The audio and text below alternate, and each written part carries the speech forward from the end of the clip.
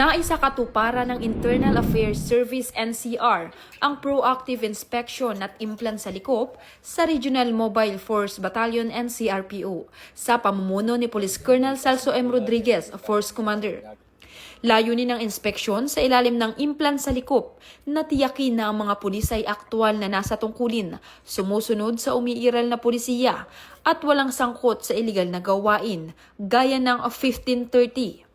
Illegal na pagbabodyguard, awol, at hindi otorisadong pag-alis ng bansa.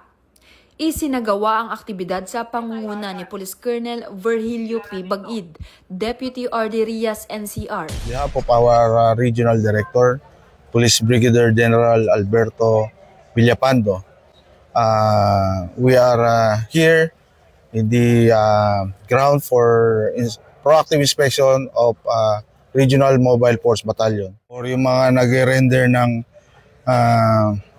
extra service out of their usual duty.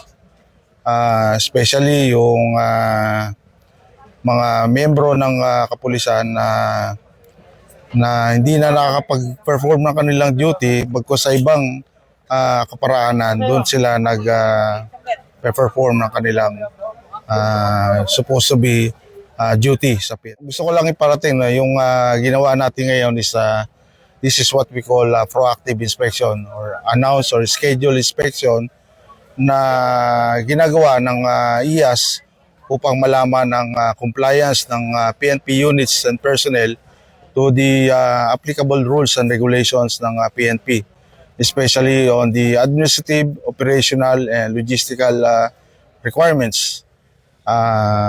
Yung especially yung kanilang grooming, compliance with the tamang bihis, their operational readiness, and logistical requirements like yung mga firearms, we have to account them and to determine if they are really according to the standards of the PNP. Bilang patunay ng buong suporta ng pamunuan sa advokasya para sa malinis, disiplinado at profesional na serbisyo. Ang implant sa likop ay nakaangkla sa PNP-focused agenda ni Acting Chief PNP, Police Lieutenant General Jose Melencio Nartates Jr. na palakasin ang disiplina, integridad at profesionalismo ng PNP. Alinsunod sa PNP Plan Disiplina at Republic Act No. 8551, tungo sa bagong PNP para sa bagong Pilipinas, serbisyong mabilis, tapat at nararamdaman.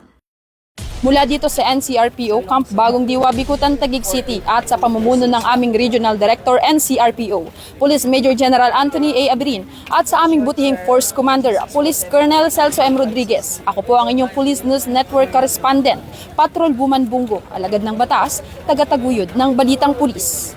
Lilingkod sa bawat Pilipino at magbibigay ng tamang impormasyon para sa tahimik at maayos na Pilipinas. Police News Network, alagad ng batas, tagapagtaguyod ng Balitang Pulis, sandigan ng mamamayan, patnubay ng katotohanan.